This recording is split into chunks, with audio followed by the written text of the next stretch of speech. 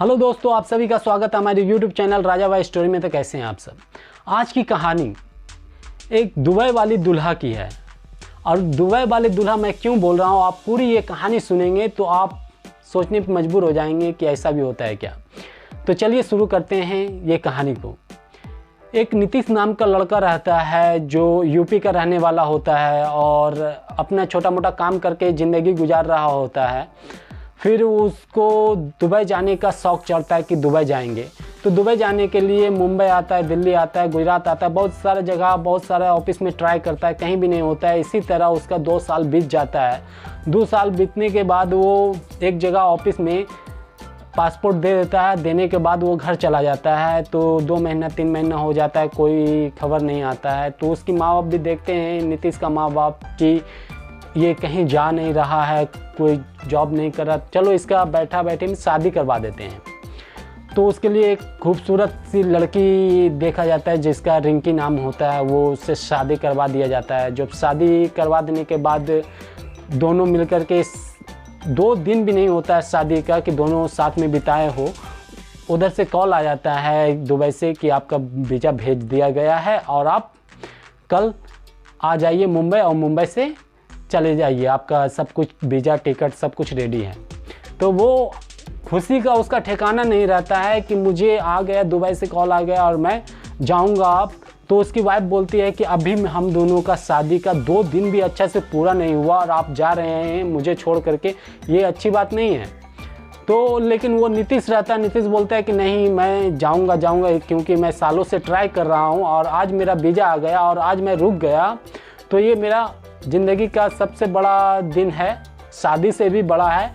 और अगर मैं नहीं गया तो मेरे साथ अच्छा नहीं होगा। तो फिर वो नीतीश अपने माँ बाप से बोलता है, तो माँ बाप भी बोलता है कि तुम सोच लो, अगर जाना चाहते हो तो जाओ और नहीं जाना चाहते तो रुको अभी। तो नीतीश बोलता है कि मेरे पास टाइम नहीं है और मेरे कंपनी वाले बोले कि अभी कल ही आना होगा मुंबई, तुमको कल तक पहुंचना होगा, तो किसी तरह मुझे अभी निकलना होगा। तो इसी तरह घर वाले भी बोलते चले जाओ। तो चले जाता है, आता है मुंबई से फ़्लाइट पकड़ता है, ऑफिस में आकर के टिकट वगैरह लेकर के फ़्लाइट पकड़ता आ जाता है इधर आने के बाद उसकी वाइफ रोज़ कॉल करती है, रोज़ कॉल पे बात होता है, वीडियो बात होता है, इस तरह चलते रहता है। चलने के बाद वो लड़की परेशान हो जाती है। परेशान होने के बाद बोलती है कि आप आ जाओ। जैसे ही 3-4 महीना होता है वो लड़की बोलती है कि आप वापस आ जाओ क्योंकि मुझसे बर्दाश्त नहीं हो रहा है, मैं आपके साथ रहना चाहती हूँ। तो ये नीतीश रहता है, नीतीश बोलता है कि अभी मेरे आए हुए 4 महीना भी नहीं हुआ और तुम बुला रही हो, ये तो पॉसिबल नहीं है, मैं नहीं आ सकता हूँ। लेकिन उसकी वाइफ बोलते रहती है अगर आप कितना दिन के बाद आओगे आप बताओ। तो वो नीतीश रहता है, नीतीश बताता है कि मैं आऊँगा 1 साल पे आऊँगा। तो वो लड़की बोलती है 1 साल में बर्दाश्त नहीं कर सकती हूँ आपके बगैर, अगर नहीं आओगे और मैं गलत कदम उठा ली तो बाद में मुझे बोलना मत कि मैं क्यों गलत कदम उठाई।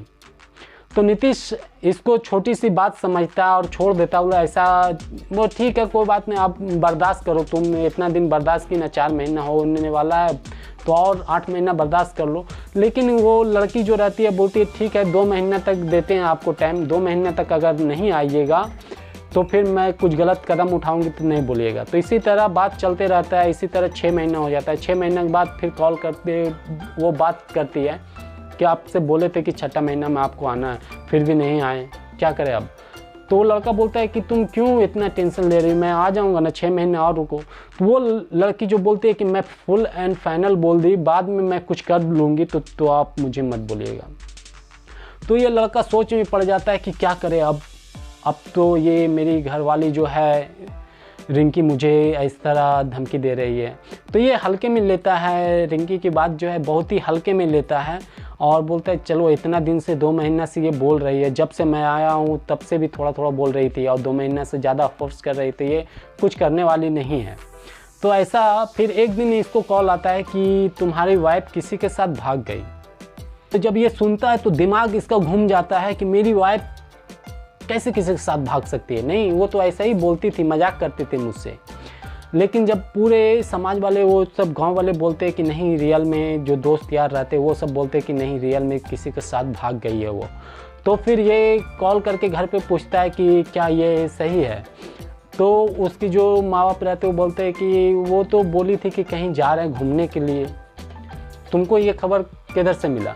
तो वो नीतीश रहता बताता है कि मेरा दोस्त भी लोग कॉल करके मुझे बता रहा है कि तुम्हारी घरवाली किसी और के साथ भाग गई, ऐसा सही है क्या? तो फिर ये इमरजेंसी छुट्टी लेता है दुबई से, और दुबई से इमरजेंसी छुट्टी ले करके अपने गांव जाता है। गांव जब जाता है तो देखता है कि घरवाली रियल में, माँ बाप छुपाने की कोशिश करते हैं कि नहीं नहीं गई है कहीं घूमने के लिए, हकीकत नहीं बताते हैं। जब वो नीतीश वापस आता है अपने घर पे दुबई से, जब वापस आता है घर पे देखता है कि उसकी वाइफ नहीं है। जब अपने माँ बाप से पूछते कि कहाँ गई वो, आप तो बोल रही थी घर पे है, कहीं गई घूमने के लिए, तो किधर है? तो मजबूरी में उसकी माँ बाप बोलती है कि वो सच में भाग गई है किसी के साथ। वो बोल रही थी कि आप अपना बेटा को बुलाइए, लेकिन हम लोग भी कुछ नहीं बोल रहे थे तुमको कि तुम कमा रहा है उधर और ऐसा हो जाएगा, हम लोग नहीं सोचे थे। तो नीतीश बोलता है कि वो तो मुझसे भी बोल रही थी, लेकिन ऐसा हो जाएगा मैं सोचा नहीं था। तो फिर वो अपने ससुराल में भी जाकर बोलता है कि ऐसा ऐसा क्यों हुआ, लेकिन उसके ससुराल वाले बोलते हैं कि देखो तुम्हारा गलती है, शादी किया और तुरंत ही 2 दिन भी नहीं हुआ और तुम भाग गया इधर से, तो ये तुम्हारी गलती है। तो लास्ट में फिर ये जो लड़का रहता है फिर मजबूरी में वापस आ जाता है। अब वापस आने के बाद एकदम दाढ़ी उड़ी बढ़ा लेता है, बढ़ा करके एकदम पागल के जैसा घूमते रहता है। जब उसका दोस्त लोग पूछता है कि तुम गए और 10 दिन के बाद चले आए, क्या हुआ? तो वो बताता है कि मेरे साथ ऐसा ऐसा हो गया है, मेरी घरवाली किसी और के साथ चली गई है, इसीलिए मैं टेंशन में रहता हूँ, इसलिए मैं दाढ़ी उड़ी बढ़ा करके एकदम पागल के जैसा घूमते रहता हूँ। सब दोस्त यार बोलता है कि ये जो तुम कर रहे हो इससे कुछ भला होने वाला है तुम्हारा? मतलब भला तो नहीं हो सकता, मुझे टेंशन है कि मेरी घरवाली मुझे छोड़ करके चली गई, इसलिए मैं ऐसा रह रहा हूँ। तो सब बोलते हैं कि तुम इंडिया ही में क्यों नहीं रह रहे थे, उधर ही रह करके दूसरा शादी कर लेना चाहिए। तो वो लड़का बोलता है नहीं, मेरा जो सपना है दुबई में रहने का, तो हम दुबई में ही रहेंगे। तो बोला फिर तुम शादी करेगा फिर वही होगा तुम्हारे साथ जो हुआ, तो बेहतर है तुम इधर ही रहो। तो फिर जो वो रहता है गम सम के साथ और दम के साथ दुबई में ही रह जाता है। तो चलिए दोस्तों, ये कहानी ये सच्ची है और मैं खुद के आंखों से देखा हूँ और मैं खुद समझाया हूँ वो लड़का को कि तुम वापस चले जाओ। नाम सिर्फ चेंज है, लेकिन ये स्टोरी रियल है। जब भी शादी हो किसी का तो पहले कुछ दिन तो महीना 2 महीना बीवी के साथ तो रहना चाहिए, वाइफ के साथ रहना चाहिए। शादी हुआ 2 दिन में भागना ये सही नहीं है। तो मैं ये लड़का को मैं सामने देखा हूँ और मैं भी समझाया था कि तुम चले जाओ वापस, अब अभी शादी करे कि हुआ और तुम चले आए, इससे बेहतर है कि अभी 2 महीना 3 महीना हुआ वापस जाओ। लेकिन वो लड़का मानता नहीं है और वही होता है जिसका डर होता है, उसकी घरवाली किसी और के साथ भाग जाती है और वो पागल के जैसा बस फिरते रहता है। तो चलिए यार दोस्तों, फिर मिलते हैं कोई एक और नई कहानी और सच्ची घटना के साथ। अगर मेरी कहानी थोड़ी भी अच्छी लगी हो तो प्लीज़ प्लीज़ प्लीज़ मेरे चैनल को सब्सक्राइब करें और कमेंट करें, लाइक करें। तो फिर मिलते हैं एक नई वीडियो के साथ। जय हिंद।